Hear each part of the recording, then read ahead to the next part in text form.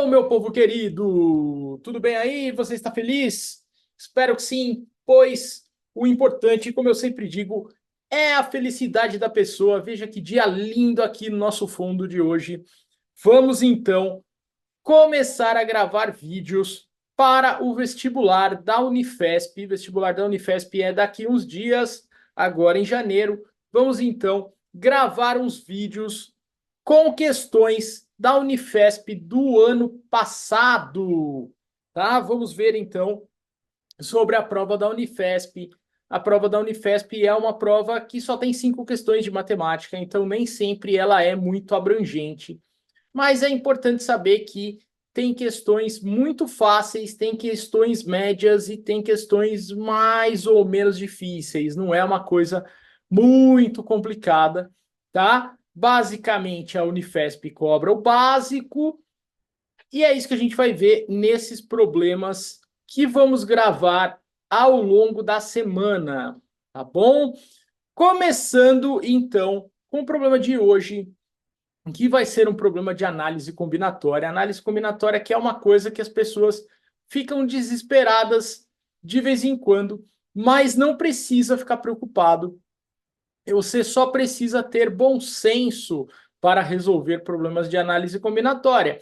É aquilo que eu sempre falo. Presta bastante atenção no enunciado, lê com atenção e no caso específico de análise combinatória, você precisa ter um bom senso grande aí para resolver esse tipo de problema. Certo? Vamos lá então. Deixa eu espelhar aqui a minha tela. Vamos lá. Tá lá então o nosso problema da Unifesp 2023 de análise combinatória, onde ele nos informa que Alberto, Bruno, Caio e David formaram uma banda com 4 instrumentos: guitarra, baixo, teclado e bateria. No primeiro ano de atividades da banda, Alberto e Bruno sabiam tocar todos os instrumentos, mas Caio e David sabiam tocar cada um deles apenas o teclado e apenas a bateria. No segundo ano da banda, os 4 sabiam tocar todos os instrumentos. E aí, no item A, ele pergunta aí pra gente quantas combinações diferentes a banda podia fazer no seu primeiro ano de atividade, com os seus 4 integrantes e com os 4 instrumentos diferentes, certo? E aí, problema de análise combinatória, eu sempre falo a mesma coisa, tá? São problemas que envolvem possibilidades e condições. E na hora de montar o problema, você precisa avaliar, primeiro de tudo, as condições mais importantes do problema. Então, vamos pensar nas condições restritivas mais importantes desse exercício, que são as condições que dizem que Caio e David, ó, vamos grifar aqui, Caio e David sabiam tocar cada um deles apenas o teclado e a bateria. Tudo bem? Para te dizer com sinceridade, eu acho que esse enunciado ficou meio duplo aí, né? Mas pensando aí, o que eu consigo entender é que cada um deles sabe tocar um único instrumento. Então, se o Caio sabe tocar teclado, o David vai tocar bateria, e se o Caio sabe tocar bateria, o David vai tocar o teclado. Então, essa é a casinha mais restritiva para esse problema, porque os outros dois, o Alberto e o Bruno, sabem tocar qualquer coisa. Então, a gente pode deixar para acrescentá-los no final, depois da restrição. Tudo bem? Então ele pergunta no item A quantas combinações diferentes a banda podia fazer no seu primeiro ano com seus 4 integrantes e com os 4 instrumentos diferentes.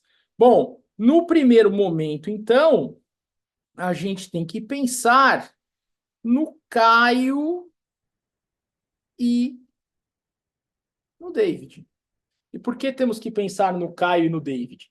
Porque são os que têm maiores restrições. E aí, aquilo que eu te falei, ou o Caio toca bateria e o David toca teclado, então vamos até escrever isso aqui, ó, tá? Ou o Caio toca bateria e o David toca teclado. Ou o contrário, né? O Caio toca teclado e o David toca bateria. E como a gente só tem esses dois, tocando esses dois instrumentos, só temos essas duas possibilidades. Então, nesse caso, para o teclado e para a bateria, a gente tem duas possibilidades de escolha, certo? Bom, e agora sobram os outros dois, que são o Alberto e o Bruno.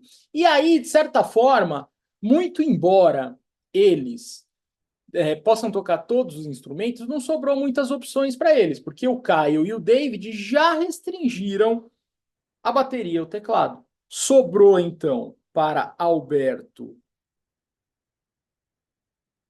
e Bruno as seguintes opções. Ou o Alberto, vou chamar de A, tá? Ele toca, quais são os instrumentos? Guitarra e o Bruno toca contrabaixo. Ou o contrário, vamos duplicar isso aqui, colocar aqui, ó. Então, ou o contrário. E aí, o Bruno é que toca guitarra e o Alberto que toca contrabaixo. Portanto, nesse caso aí, a gente tem também duas possibilidades, certo? Então, duas possibilidades aqui também, certo? Duas possibilidades para Alberto e Bruno. Logo, o total de possibilidades aí é 2 vezes 2 são 4. Ele chamou de combinações, né? Ou possibilidades, tanto faz. 4 possibilidades.